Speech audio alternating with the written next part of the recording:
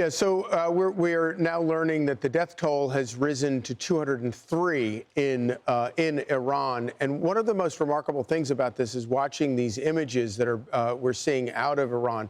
The government, of course, has cut off the internet to the entire country.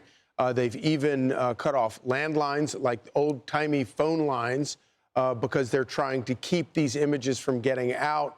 They've been cutting electricity to cities. And in stepped Elon Musk with Starlink.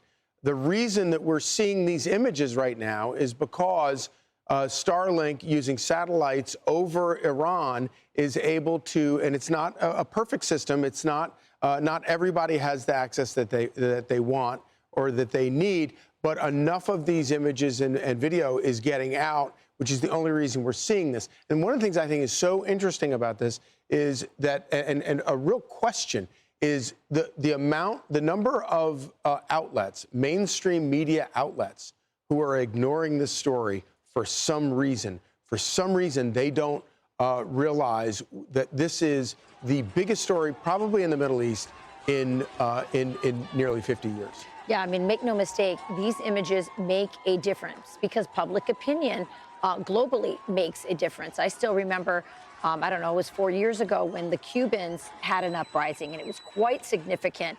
And what they wanted was video images to go out to the world, not just of the protests, but also of the repression when the government finally got control and started to arrest and beat down many of the protesters. And they were begging Joe Biden for the ability, to send some help for satellites so they could get those images out. And Joe Biden said no.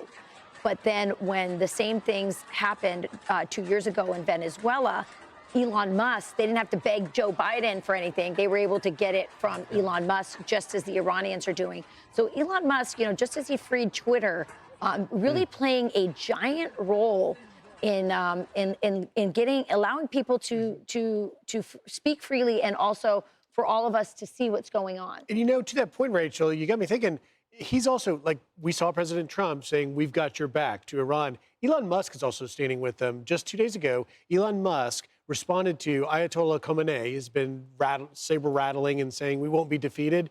And Musk tweeted a very famous Persian saying, which is essentially say that the Ayatollah had said, we won't be defeated. And he tweeted out in Farsi, he tweeted out that, the phrase that means wishful thinking or a vain fantasy that you won't be defeated. And these protesters have been chanting that phrase in these protests. Last point, it is so amazing because Lucas talked about pre-1979 Iran. So anyone under 40 years old is fighting for freedom that they haven't never lived in known. their life. Yeah. That's such a great point. Well, you saw that tweet out from Lindsey Graham. A lot of people get nervous when they see Lindsey Graham promoting something, some kind of military foreign action.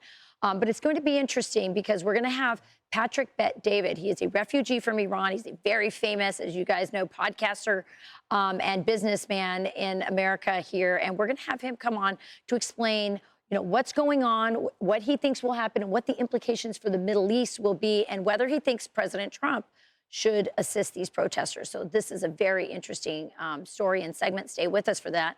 I'm Steve Doocy. I'm Brian Kilmeade. And I'm Ainsley Earhart. And click here to subscribe to the Fox News YouTube page to catch our hottest interviews and most compelling analysis.